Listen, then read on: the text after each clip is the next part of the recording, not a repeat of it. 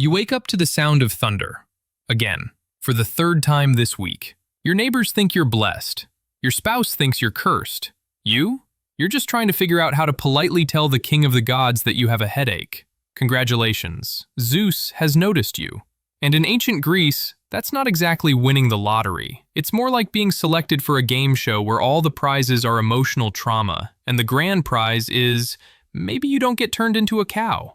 This is your life as a mortal loved by Zeus. And spoiler alert, loved is doing a lot of heavy lifting in that sentence.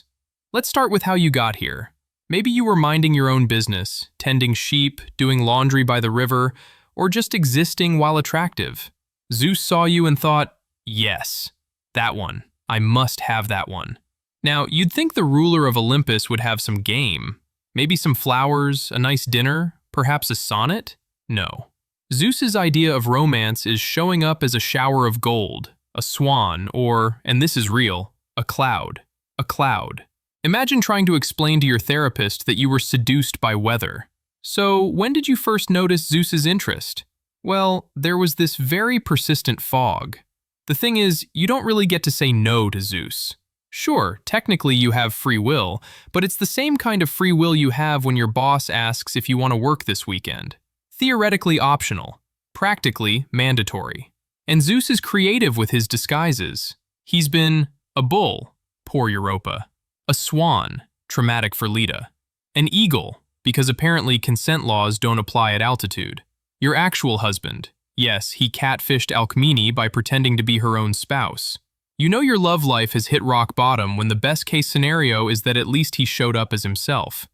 But let's say Zeus has successfully courted you. Congratulations! You're now in a relationship with the most powerful being in the cosmos. Time to meet his wife. Oh, right, Hera. See, Hera is the goddess of marriage, which would be lovely if her own husband wasn't the ancient world's most prolific cheater. And she's furious. But can she punish Zeus? The guy who throws lightning bolts when he's mildly annoyed? Of course not. So she punishes you instead. You didn't ask for this. You probably didn't even want this. But to Hera, you're the problem. It's giving shoot the messenger energy, except the messenger is you, and the shooting might involve being turned into a heifer. Hera's greatest hits include turning Io into a cow and sending a gadfly to torment her forever, tricking Semele into asking to see Zeus's true form, which promptly incinerated her, placing Callisto in the stars as a bear, which sounds nice until you realize she can never rest, driving Hercules literally insane.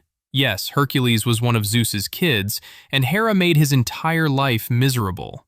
Your survival strategy? Stay low. Don't brag. Don't pray too loudly. Don't make eye contact with peacocks, Hera's sacred animal. Basically, live like you're in witness protection, except the mob boss is an immortal queen with a 3,000-year-old grudge and access to divine magic. Oh, and there's a decent chance you're now pregnant, because Zeus doesn't do casual. This should be good news, right? You're carrying the child of the king of the gods. Except, 1. Hera knows. She always knows. She has the divine equivalent of Google Alerts set up for Zeus plus affair. 2. Your pregnancy might be unusual. Semele's baby had to be sewn into Zeus's thigh after she exploded. Yes, you read that right. Zeus was pregnant. In his thigh. That baby became Dionysus, the god of wine, which honestly explains a lot about his vibe. Metis was pregnant when Zeus just swallowed her whole, because a prophecy said her son would overthrow him. The kid, Athena, eventually burst out of his head fully armed. Nothing says healthy family dynamic like being born through your father's skull. 3. If you do successfully give birth, your child is a demigod, which sounds cool until you realize that means Hera will also hate them. They'll probably have to complete impossible labors. Monsters will constantly try to kill them. Their life expectancy is low. You're not raising a baby. You're raising a future tragedy with a Wikipedia page. Let's say you survive the affair, dodge Hera's wrath, and successfully raise your demigod child. What now? Zeus has moved on. Of course he has. He's got the attention span of a goldfish with commitment issues. He's already turned into a shower of gold for someone else, or a swan, or possibly a nice autumn breeze. You're left with A very complicated story no one believes. Possible divine child with anger issues. PTSD from that one time you were a cow. A reputation in town as that person Zeus liked.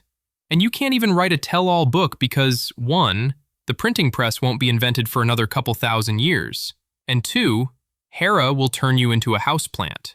The Greeks will remember you, though. Maybe you'll get a constellation, maybe a minor festival.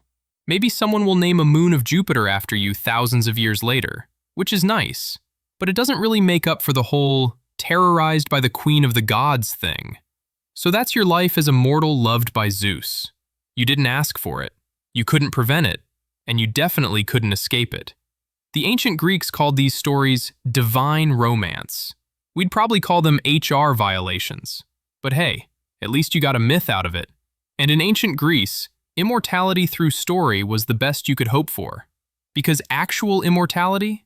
That was reserved for the gods. The same gods who kept ruining your life. Sweet dreams. And if you hear thunder tonight, maybe just stay inside. And that's it. Your life as Zeus's mortal lover. Subscribe for more videos like these. I'm Theo Nerdly. Stay curious and be wary of suspicious-looking swans.